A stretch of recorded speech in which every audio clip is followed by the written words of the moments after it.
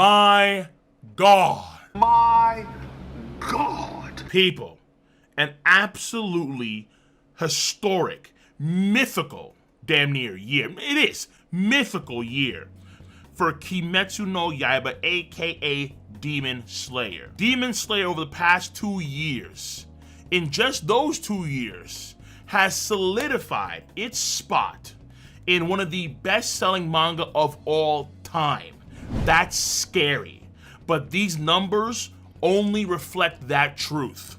Ladies and gentlemen, boys and girls, 82 million copies sold in 1 year. I never thought I would see numbers that high for a single series being sold, manga being sold in a year, ever. I remember in 2011, One Piece sold 37 million copies. That was around the time of Marineford War in the anime, I believe, and then we were getting to the post-time skip stuff in the manga, as far as I recall. I could be wrong about that. But nonetheless, 37 million copies sold for One Piece that same year, and the year previously, One Piece sold around 32 million copies. Last year, Yaiba beat One Piece with 12 million copies sold, right? That in of itself was groundbreaking. But 82 million copies sold? Oh my God! That is insane. However, there are very obvious and key reasons as to why Yaiba has performed so well in the market. But these conditions only apply, I think, for this year, 2020. Next year, 2021, things will probably change. So now, the rest of the list, real quick. Number 1, again, Kimetsu no Yaiba Demon Slayer. Number 2, Kingdom at 8.2 million copies sold. Number 3, One Piece, the top selling manga in Japan by a landslide. One Piece this year at 7.7 million copies sold. Close on its heels, Haikyuu at 7.2 million copies sold. JJK, Jujutsu Kaisen at 6.7 million copies sold. Those are your top 5 right there. Number 6, Promised Neverland at 6.3 million copies sold. Number 7, Quintuplets at 6.1. Number 8, My Hero Academia at 6 million flat. Number 9, Spy X Family. And number 10, Attack on Titan at 4.3 million copies sold. Now, Yaiba, is it the king of manga at this point in time? I don't think so. Even though it performed so well, we have to acknowledge the reasons why it performed so well in the first place. The main thing, number 1, of course, is Ufotable. Ufotable has this spectacular anime for Kimetsu no Yaiba, and the anime popped off last year to the point where on Twitter it was trending repeatedly, over and over again, non-stop trending. Over and over again. You have to understand, before that year, in 2018, Yaiba was not in the top 10. The number 10 series in 2018 was Tokyo Ghoul Re at 3.2 million copies sold, but Yaiba only had 1.3 million copies sold in 2018. How does the series go from being 1.3, maybe in the top 20 at that point in time, to being over One Piece at 12 million copies sold? How do you literally multiply your volume count by 10? Well, the key reason, if you're not like 40 IQ, is obvious. Ufotable. The same guys that go all out for the Fate Stay movies and for the Unlimited Blade Works series, these guys, Ufotable, they brought Demon Slayer to the absolute forefront, pushing it and skyrocketing it beyond conceivable heights. No one thought it would be that popular at that fast of a rate, but it was. And this year, blowing people's minds. But the second reason why, which is very important, I think, is the current world situation with the virus, the big virus, we all know. Because of the big virus, most folks are staying home nowadays. And because of that current climate, video games and anime have been on the rise over the past year or so. And as a result of that, volume sales for manga would also rise as well. At least I would argue that.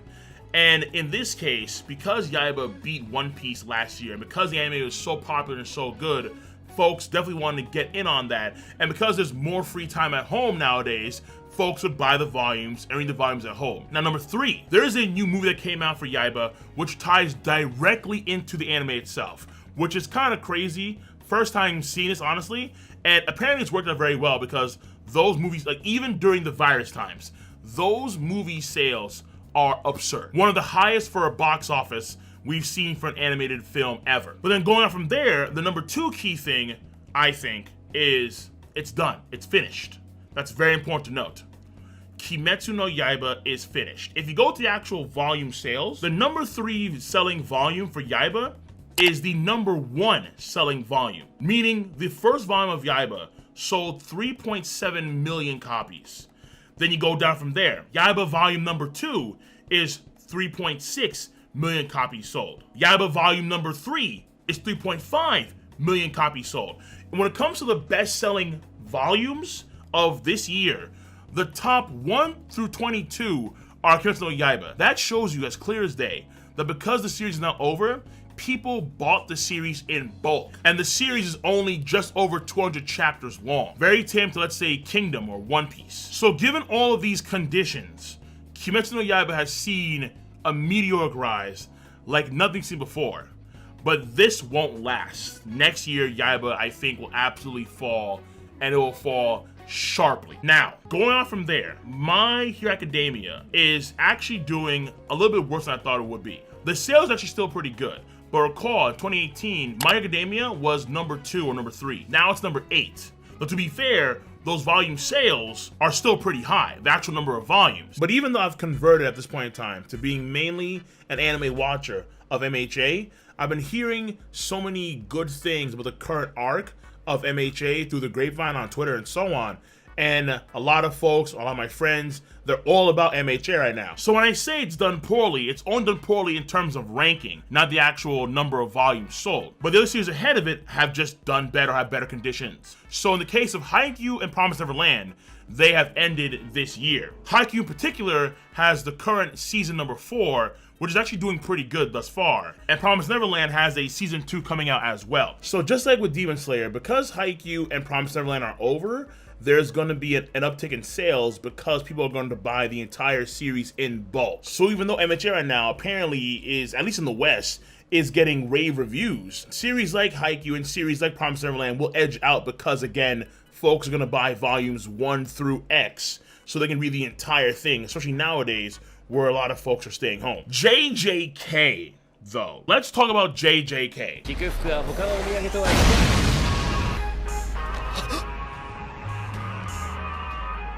This series may beat out One Piece 2021. JJK right now is hot. Currently, in this current season, it is the number 2 anime behind Akudama Drive, which is very, very good. Check it out if you haven't seen it all. It's very damn good. But JJK is a brand new shonen anime. The animation is very, very damn good. It's Japanese oriented, so it's not like a One Piece or a Macadamia, more focused on Japanese myths and demons and lore and that kind of stuff. And I can see a lot of Japanese folks resonating with that. And not only is the animation pristine and smooth, but also the main cast of characters do give you that old school Naruto vibe, where you have the Naruto, Sasuke, Sakura, Kakashi. And in this case, you have the Itadori, the Fushiguro, the Kugisaki, and then you have the godlike Gojo. So from that perspective, they are hitting some nostalgia points as well. And also the ending hits. It really hits. And JJK, with the anime that's done pretty good so far, it's in the top 5 right now. In the top 5 right now. So, honest to God, next year, if One Piece loses to JJK, I won't be surprised at all. Because JJK is popping. Also, Attack on Titan. New season just came out. That will lead to a manga spike without question. Absolutely. And I think also, because I'm not caught up to Attack on Titan at all, I think it's a bit overrated. Why would you say something so controversial yet so brave? But another day. Another day. Attack on Titan, I think, is also nearing the conclusion of its series. So, new anime, the final anime, I believe, also. Attack on Titan, sales spike, absolutely for the manga. Next year, 100%. Now, One Piece. One Piece. Number 3. That in of itself and by itself is pretty surprising. Honestly. I never thought I would see One Piece not be the number 1 for back-to-back years. It could happen next year. Let's say if there is a lot of residual manga sales for Yaiba, or if JJK just pops off, which it probably will pop off.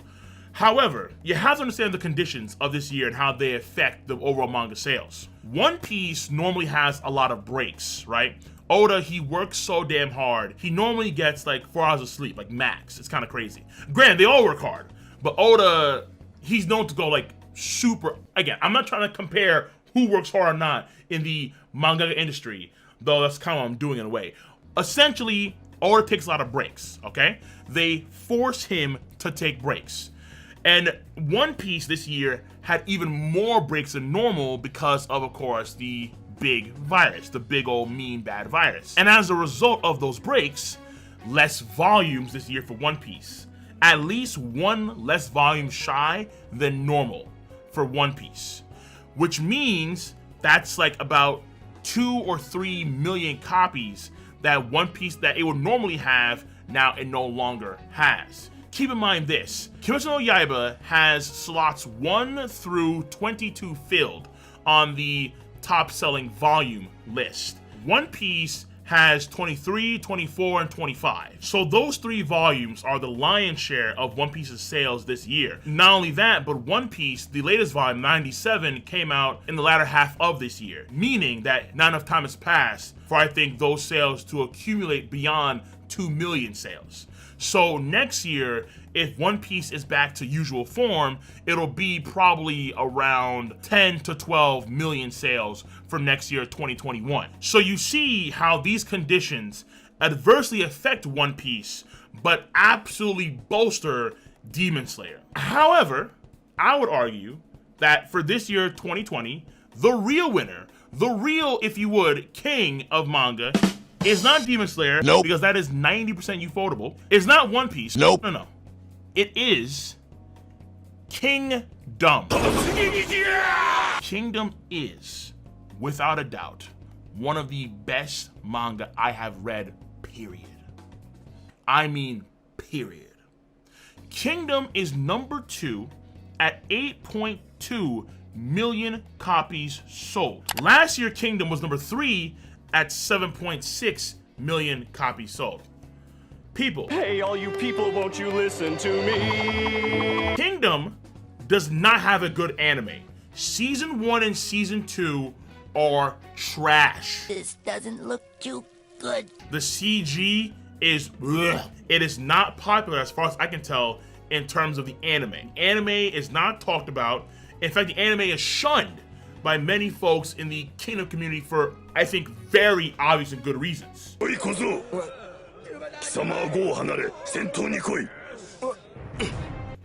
However, Kingdom last year, 2018, had a movie, and the movie has rave ratings, a live action movie, actually one of the best manga to live action adaptations for a movie ever. Did damn well in the box office, and as far as I understand, it's gonna get a movie number 2, number 3. Not only that, but the anime of Season 3 came out recently this year, but it was delayed because of the virus. And that anime for the new Season 3 is actually looking pretty good. The main thing here about Kingdom is that Kingdom is performing at such a high level with 90% of the merits, I would argue, from the manga and the manga alone. The last arc that just ended was a 3-year extravaganza. The last 3-year arc I read was the 4th Grade Ninja War, and that sucked. Try! That sucked. But this arc, the Zhao Invasion arc, one of the best arcs I've read. Not even joking. Kingdom has 2 of the best arcs I've ever read in manga. 2 of them. And one of them just ended. And the sales reflect that through and through, I think. Without an actual, oh my god, anime, Kingdom is sitting at number 2. Number 2. With 8.2 million copies sold. Almost 10 million copies sold. There are some moments in this upcoming Kingdom anime which I think will be spectacular and probably will be trending in Japan. If that happens, there could be another uptick in Kingdom volume sales. Would it be like Yaiba? Of course not. But Kingdom next year, it could drop, given the current arc, fair enough. But at the same time, it could go up in sales depending on the anime. And if it does, it could reach about 10 million plus it's people. Kingdom is real. Kingdom is the real deal. If you haven't read it, it's a long series.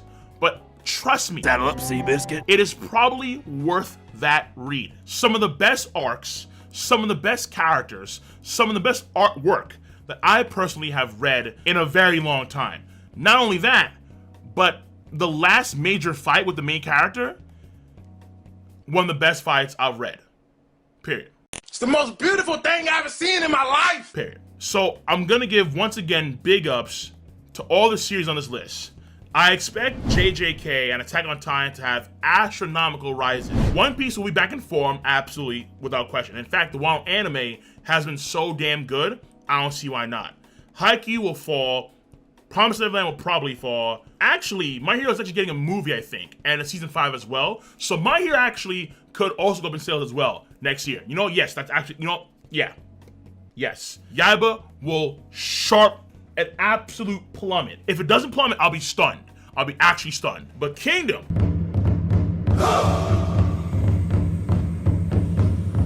Look at this dude. Y'all don't know. And if you don't know, that's your damn fault. Find out. Find out ASAP. Kingdom is the real deal. Number 2, in my opinion, the real number 1, the real stud of this year's manga sales. But that being said, let me know your stance on the subject matter at hand. Peace out, y'all. Have a nice one.